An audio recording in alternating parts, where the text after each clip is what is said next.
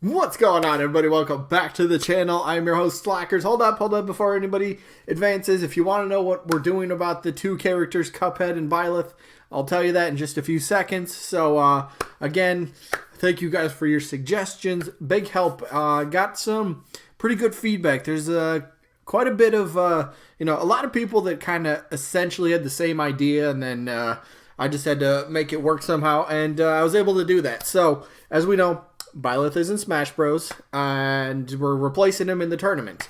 Now, who are we going to replace him with? Are we going with a new character? Or are we going with somebody old? Initially, I thought I was going to bring back two older characters, but there's a couple people that made a really good point. It was like, don't bring back somebody who was already eliminated. They've already lost. Why should they get a second chance? And it's like, all right, yeah, the whole tournament is based around double elimination. Not triple eliminate. No. If you've been eliminated, if you've lost twice, I'm sorry, you're done. And that made up a lot of sense. So I am replacing Byleth with a character. And then what are we doing with Cuphead?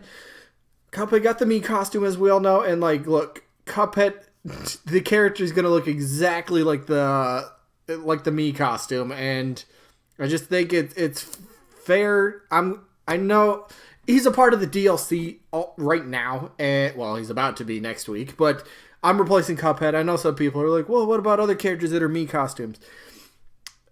There's a whole spiel, but I don't want this video to go extremely long. Long story short, we're replacing Byleth, we're replacing Cuphead. I'm sorry. Hey, if you're a fan of Cuphead, you can buy the Mii costume. It's the same character for the most part. The moveset looks like it works pretty well, so it's going to be fun. I'm buying it.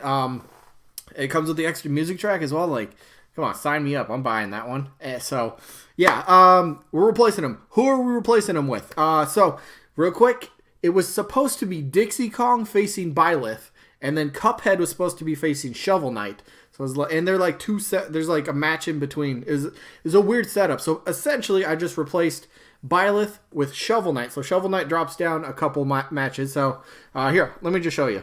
Where's he at? There we go. So instead of Byleth, it is now Dixie Kong against Shovel Knight. That's coming up in a few days, I believe. So Shovel Knight's still in, Dixie Kong's still in. Their match is now that's the match now taking place. And the two characters that are replacing Byleth and Cuphead, oh, it's up here. There we go. Face cam, don't be in the way. Klonoa, that was kind of a big requested character. That's somebody. It was a character's name that popped up a bit when I asked you guys for considerations for new characters. So Klonoa is in, and Ty the Tasmanian Tiger is also in. So keep in mind, they're in the loser bracket. So somebody's only going to lose once in this matchup, but that's just how it's going to play out. So Klonoa and Ty are now in the tournament. Just so you guys know, that's how we're doing that. So yeah, yeah, that's just how we're doing. So let me throw up the rules real quick so anybody can get that read of that real quick. I might have just spoiled the results, but yeah, here's the rules for you guys.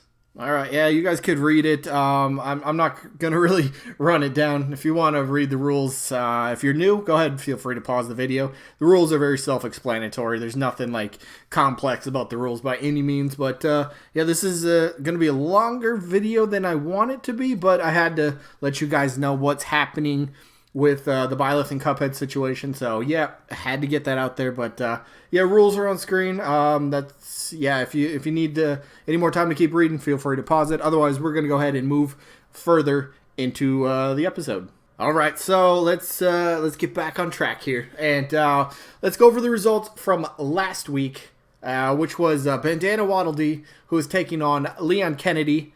Yes, the Leon Kennedy spirit. Don't worry. If you're a Bandana Waddle Dee fan, you have nothing to worry. He ended up winning this one very easily. 48 votes to 17 votes for Leon. A lot of people kind of felt the same way that I did when I was explaining him last week. Is like, all right, he happens to be Tails. Your vote came in a little late. It wouldn't have mattered anyway. But yeah, it was essentially like, hey, he got a spirit for Smash Ultimate DLC, so it's like, hey, everything's already been decided. So a lot of people just felt like if Resident Evil's getting a character, it's not going to be one of the 4 Resident Evil spirits. So Bandana D won very easily, so congrats to Bandana D. Moving on to the next round, where we'll find out his opponent. Well, tomorrow once we get the results for tomorrow. But yeah, let's just okay. Where we at? To the matchup. What's the matchup today? There we go. Morrigan from Darkstalkers, the queen of crossovers, is back yet again. We'll see how she does this time around. But her opponent, another indie character, and there's a point I want to bring up about it, but quote from Cave Story. So, yeah, we'll talk about the two characters, well, right now. So, who's up first? Morrigan. Now, Morrigan's an interesting sort of character. Hello. Wow. A lot of replies there. But Morrigan, interesting sort of character for a few reasons. First, the appearance. I believe you can get around the appearance. Yes, she might be a little too revealing, but she has other alternate skins and costumes that you can actually have her wear instead to make it not so revealing. So, not an issue. I don't think it's an issue. There's an easy workaround around that. So, there you go. Morrigan, though. She's been in Marvel vs. Capcom games, fighting games. She's been in fighting games. So, moveset, there's already a lot you can take from for her moveset. Are easy enough right there, right? So, if you don't know, quick little rundown of the moveset. I'm going to, I kind of envision, stuff from, obviously, her game, but at the same time, maybe a little bit of Marvel vs. Capcom in there. Potentially, she's got her wings on her back. Obviously, you could do stuff with that. You could do, you know how, Bowser and Kirby, their neutral air, how they just kind of, spin around? I think Morrigan could kind of do the same thing, just kind of, wings spread out and just kind of does a 360 in the air, something like that, kind of wing slices or whatever. Up tilt or a back air, I could imagine, the wings, kind of, jolting backwards or upwards, whichever you want to use it, up air, back air, whatever. Very, very easy thing to do with that. She can shoot projectiles. She can shoot fireballs. And I forget, there's an actual name for it. I forget what it is. But she can shoot fireballs for a projectile, which would be pretty interesting. I know that this ain't going to make too much sense. I'm going to read all that later, I promise. But I don't... This might not make too much sense because I'm taking more inspiration from the Marvel vs. Capcom game than I am from the Darkstalkers. And just going by the quote that Sakurai said about characters having to have, or the characters so far have all had, a unique aspect to their characters.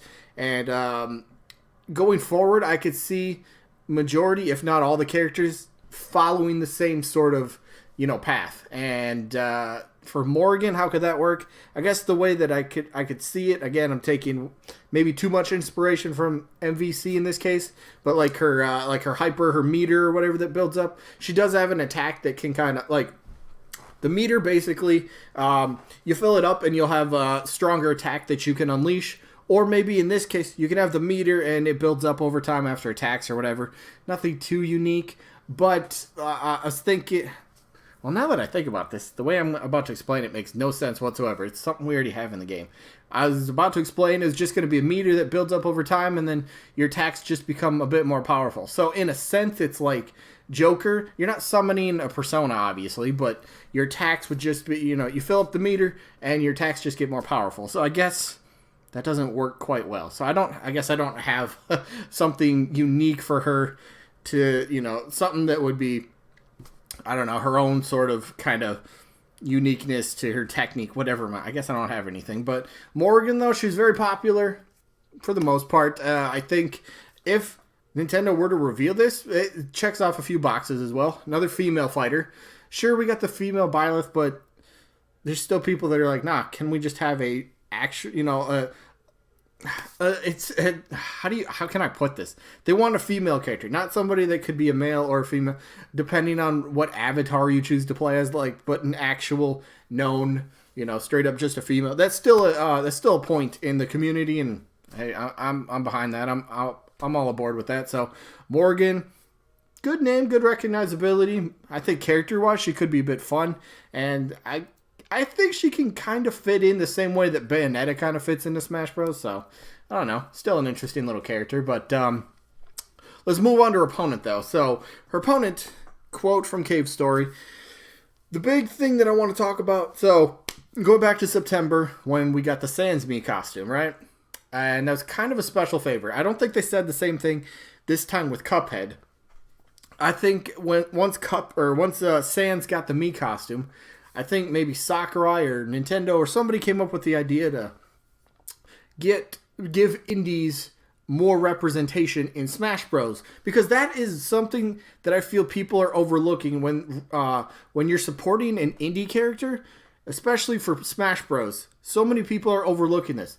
The indie studio is an indie studio. They're small. They don't have a huge reach. You know, they have to rely on like word of mouth for the most part of the games. They don't have huge budgets. So just the fact alone that your character, whether it's a Mii costume, whether it is a playable character, whether it's a spirit, whether it's an assist trophy, you have representation in Super Smash Brothers. Arguably the biggest marketing game, arguably one of the biggest games of all time. So having an indie representation, what in whatever form that takes, that's a huge accomplishment. Now, some people are going to be like, nah, I only want a playable version. You know, Mii costume won't serve it well, won't do it well.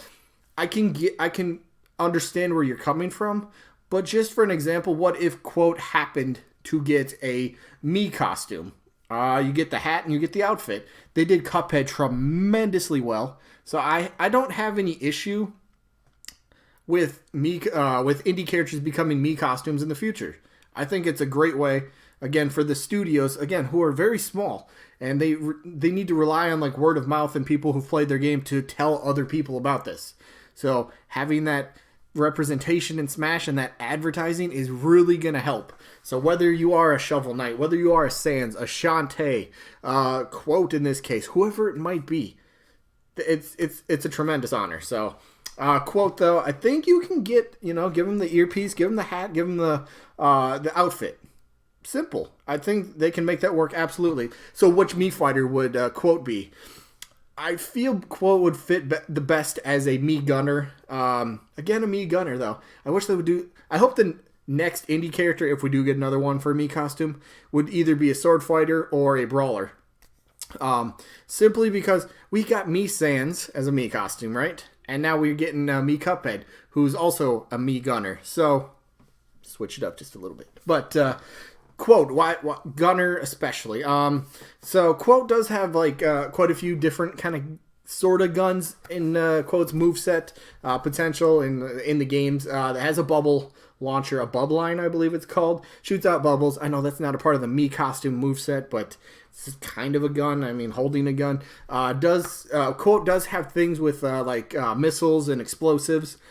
Mii Gunner has access to missiles and explosives and stuff, so I think you can make a moveset work if Quote were to be a Mii Gunner costume.